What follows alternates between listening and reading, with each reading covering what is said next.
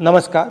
आज मैं एक बहुत ज़रूरी मुद्दे पे आपसे बात करना चाहता हूँ। ये हर देशवासी के लिए ज़रूरी है, मगर पिछड़ा वर्ग, दलित, आदिवासी महिलाओं के लिए ये सबसे ज़रूरी मुद्दा है। ये आपके भागीदारी के बारे में है। 2023 में पूरे देश ने, सब पार्टियों ने महिला आरक्षण बिल को पूरा समर्थन दिया था। कांग्रेस पार्टी सबसे आगे थी। सालों के लिए हम महिला बिल पास करना चाह रहे थे। अंत में 2023 में हुआ। भारतीय राष्ट्रीय कांग्रेस की तरफ मैं नारी शक्ति बंधन अधिनियम 2023 के समर्थन में खड़ी हुई। भारतीय राष्ट्रीय कांग्रेस की मांग कि यह बिल फौरन अमल में लाया जाए। 2018 में मैंने प्रधानमंत्री को यह चिट्ठी लिखी। इसमें साफ लिखा है कि महिला आरक्षण को जल्दी से जल्दी इंप्लीमेंट किया जाए। यहां मैंने कहा है कि 2019 में महिला आरक्षण इंप्लीमेंट हो जाना चाहिए। उसके बाद 2023 में मैंने भाषण दिया, पार्लियामेंट हाउस में भाषण दिया, अनेक भाषण दिए, जिसमें मैंने कहा कि महिला आरक्षण देश के लिए जरूरी है और जल्दी से जल्दी इंप्लीमेंट हो जाना चाहिए। In my view, it is quite simple. This bill can be implemented today by giving 33% of the seats in the Lok Sabha and the Vidhan Sabha to India's women. I would like to have seen OBC reservation included in this bill. I think it is very important that a large chunk of India's population, large chunk of India's women should have access to this reservation. And that is missing in this bill. भाई और बहनों, अब बहुत बड़ी बेईमानी की जा रही है। प्रधानमंत्री नहीं चाहते कि कास्ट सेंसस, नए सेंसस, ओबीसी सेंसस के बेसिस पे यह निर्णय लिया जाए।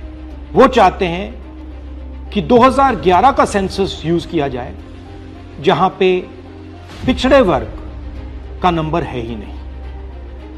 वो आपकी जो भागीदारी है उसको आपसे छीनना चाहते हैं। हमारा कहना है नया सेंसस चालू हो गया है, आप कह रहे हो कि ओबीसी सेंसस आप कर रहे हो, तो उस सेंसस का प्रयोग करके आप महिला बिल क्यों नहीं पास कर रहे हो? हमारा जो विजन है एक बिल्कुल नया डेवलपमेंट का, विकास का पैराडाइम हम कास्ट सेंसस के माध्यम से लाना चाहते हैं। और हम सेंट्रल सवाल पूछ रहे हैं कि चाहे ओबीसीज हों, दलित्स हों, आदिवासी हों, उनकी देश में कितनी भागीदारी है। नरेंद्र मोदी, आरएसएस और बीजेपी घबरा गए हैं क्योंकि कास्ट सेंसस का डेटा आना शुरू हो गया है और उनको मालूम पड़ रहा है कि पिछड़ों की देश में सचमुच कितनी आबादी है। वो नहीं चाहते कि आपको अपनी सच्ची आबादी के बेसिस पर भागीदारी मिले। ये सिर्फ पिछड़े वर्ग के खिलाफ नहीं है, ये एंटी नेशनल एक्टिविटी की जा रही है, क्योंकि पिछड़ा वर्ग 50% है, उसको भागीदारी मिलनी चाहिए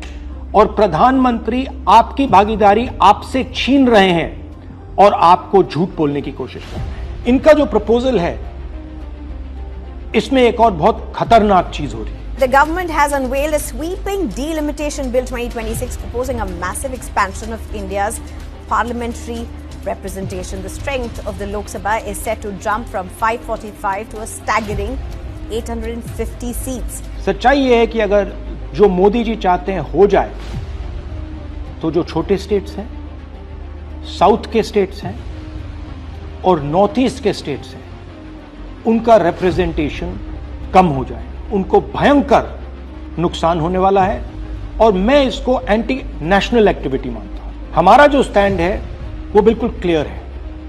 अगर आपको करना है तो ओबीसी सेंसस का जो डेटा है उसके बेसिस पे कीजिए, 2026 के सेंसस के बेसिस पे कीजिए, 2011 के सेंसस के बेसिस पे मत कीजिए, क्योंकि उसमें ओबीसी का, पिछड़े वर्ग का कोई डेटा नहीं है।